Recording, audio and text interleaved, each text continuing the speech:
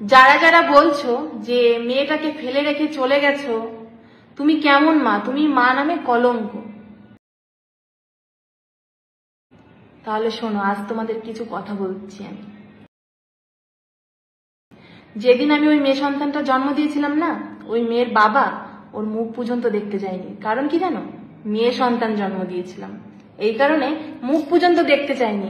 আর আজকে সেই মেয়ে আর বাপের মধ্যে ভালোবাসাটা দেখতে পাচ্ছ, এর পেছনে অনেক কারণ আছে।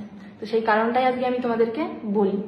হয়তো আমি এটা বলতে চাইনি, কখনো এটা বলাটা ঠিক না, তবুও আমি বলছি যে যখন হচ্ছে কোনো বাড়ির বউ পুরো সংসারটাকে সামলায়, মানে তার দায়িত্ব, হ্যাঁ, সংসারটাকে সামলানোর, তো সেইখানে দাঁড়িয়ে আমি পুরো সংসারটাকে সামলিয়েছি, প্লাস বাইরের কাজও আমাকে সামলাতে হয়েছে। ওই বাইরের কাজ যদি না সামলাতাম না, তাহলে হয়তো ওদের সংসারটাই চলতো না। ঠিক আছে, মানে ওর আর আমার সংসারটাই চলতো না। তো তার স্বামী হিসাবে কর্তব্য ছিল সে রোজগার করবে আর তার বউ সংসারটা সামলাবে। কিন্তু ও কোনো রোজগারই করতো না, ওর কোনো রোজগারের কোনো ইয়েই ছিল না, ও কোনো ইনকামই করতো না, কোনো কাজই করতে চাইতো না। তো সেইখানে দাঁড়িয়ে সেই সংসারটাকে আমি সামলিয়েছি, সেই বাইরের কাজটাকে সামলিয়েছি, তারপরে আমাদের সংসারটা চলতো, কারণ ও কোনো কাজই করতো না। আর সেই সংসারের সামলানোর কারণে, সেই বাইরের কাজ সামলানোর কারণে মেয়েটাকে আমি কোনো রকম ভাবেই টাইম দিতে পারিনি। কেন দিতে পারিনি? ও তো কোনো কাজ করতো না, সংসারটা আমাকে দেখতে হতো, বাইরের কাজ আমাকে দেখতে হতো, তারপরে সংসারটা সামলেছি আমি। তো সেই হিসাবে মেয়েকে আমি টাইম দিইনি। তো সেই সময় দাঁড়িয়ে সব মেয়ের দায়িত্ব ওই করতো, কারণ ও তো কোনো কাজ করতে চাইতো না। কুড়ে, আর কুড়ে মানুষের কি আছে বলো? তোমরা তো বলছো। তো যাই হোক, ও মেয়েকে সামলিয়েছে, মেয়েকে চান করানো, খাওয়ানো, স্কুলে নেওয়া, পড়াশোনা সবকিছু ওই করাতো। তো সেইখানে আমার সবকিছু সামলানোর কারণে আমি মেয়েকে টাইমও দিতে পারিনি, মানে সময় দিতে পারিনি। তো সেই হিসাবে মেয়ে বাবাকেই বেশি ভালোবেসে ফেলেছে আর কি, ভালোবাসতো। তারপরে মেয়ে সন্তান একটু বাবাদেরকে বেশিই ভালোবাসে। আর ধীরে ধীরে ওর বাবাও ওকে ভালোবাসতে শুরু করলো, কারণ যেহেতু প্রথমে কিন্তু মেয়ে হয়েছিল বলে ও একদমই মেনে নিতে পারেনি।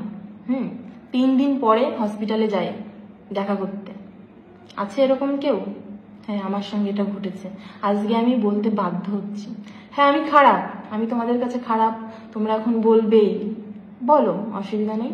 তো যাই হোক, সেইখানে দাঁড়িয়ে আমি মেয়েটাকে সামলাতে পারিনি, ও সামলিয়েছে। তো আমি কেন আমি মেয়েটাকে রেখে এসেছি, আর মেয়েটাকে রেখে এসেছি এর মানে এই না যে মেয়েটাকে আমি ফেলে রেখে চলে এসেছি। মেয়েটাকে আমিও ভালোবাসি, হয়তো কাজের সূত্রে আমি মেয়েটাকে টাইম দিতে পারিনি, সময় দিতে পারিনি, তার জন্য হয়তো মেয়েটা আমার থেকে ওর বাবাকে বেশি ভালোবাসে। কারণ কি, আমি মানে সংসারটা সামলেছি, আমি বাইরের কাজগুলো সামলেছি। আমি যদি না সামলাতাম, হয়তো ওর আর আমার সংসারটা চলতো না। ঠিক আছে, তো সেইখানে দাঁড়িয়ে আমি মেয়েটাকে আজকে আনিনি এই কারণেই যে বাবা, মানে মেয়ে বাবাকে তো বেশি ভালোবাসে। তো সেইখান থেকে যদি আমি মেয়েটাকে যদি নিয়ে চলে আসি, হয়তো মেয়েটার অনেক কষ্ট হবে, সেইটা ভেবেই আমি মেয়েটাকে আনিনি। হ্যাঁ, তো তোমরা তো বলবেই যে তাহলে চলে গেলে কেন? এর পেছনে অনেক বড় কাহিনী আছে, সেটা বললে হয়তো শেষ হবে না।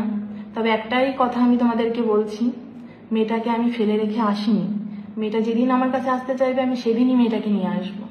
ও আসতে চাক বা না চাক, আমি তোকে নিয়ে আসার চেষ্টা আনবই, কারণ আমি জন্ম দিয়েছি। আমি একটা কথা ভেবেই আনিনি যে যদি আমি নিয়ে আসি, হয়তো আমি তো চলে এসেছি, ওকে আমি একা করতে চাইনি বলেই আমি মেয়েটাকে রেখে এসেছি। যখন মেয়ে বুঝবে, তখন মেয়ে অবশ্যই আসবে। ঠিক আছে, তো এর পেছনে তো অনেক অনেক ঘটনা আছে, এগুলো বললে শেষ হবে না।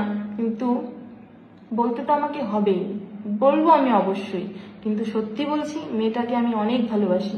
আজকে শুধুমাত্র ওর কথা ভেবেই কিন্তু আমি মেয়েটাকে রেখে এসেছি। আর রেখে এসেছি এর মানে এই না যে আমি মেয়েটাকে ফেলে রেখে এসেছি। ঠিক আছে, তো আর কিচ্ছু বলার নেই। যদি কোনো ভুল করে থাকি তাহলে ক্ষমা করে দিও, যদি কোনো কিছু ভুল বলে থাকি ক্ষমা করে দিও। আর এই মেয়ে আর বাবার ভালোবাসার জন্য, মানে এতটা ভালোবাসা হওয়ার কারণ অনেক কিছু আছে, যার জন্য আজকে আমি রেখে এসেছি। নয়তো আমি নিয়ে আসতে পারতাম, যে আমি মেয়েটাকে নিয়ে চলে যাই, আমি মেয়েটাকে নিয়ে আসতে পারতাম। শুধুমাত্র মানে আজকে যতটা হয়তো আমার জন্য কষ্ট পাচ্ছে, এর থেকে বেশি কষ্ট পেত, যেহেতু বাবাকে বেশি ভালোবাসে। ঠিক আছে, 3 বছর পর্যন্ত আমি সামলিয়েছি ওই মেয়েকে। 3 বছর পর্যন্ত, যখন 3 বছর বয়স ছিল সেই পর্যন্ত আমি সামলিয়েছি। তারপরে সংসারের জন্য বা বাইরের কাজের জন্য ওকে আমি সত্যি সময় দিতে পারিনি, ওর বাবাই দিয়েছে। তো সেইখানে দাঁড়িয়ে আর কি করার আছে বলো। কিন্তু মেয়েকে আমি অবশ্যই আনবো, আর এর পেছনে অনেক বড় কাহিনী আছে, তোমাদেরকে অবশ্যই শেয়ার করব, ঠিক আছে।